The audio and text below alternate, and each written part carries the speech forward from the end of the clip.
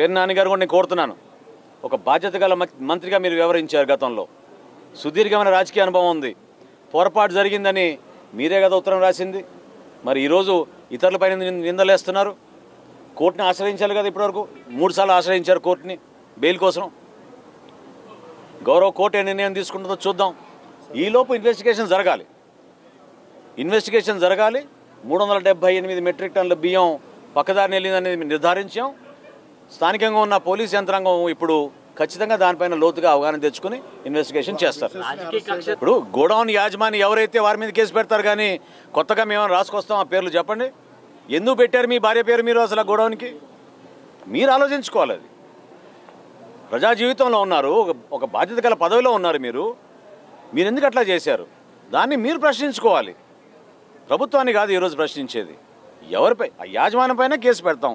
JS wear house యాజమాన్యం ఎవరు అంటే పేర్ని జయసుధా గారు, వారితో పాటు ఉన్న అక్కడ మేనేజరు, వీళ్ళిద్దరిపైనే కదా ఎఫ్ఐఆర్ రిజిస్టర్ చేసింది.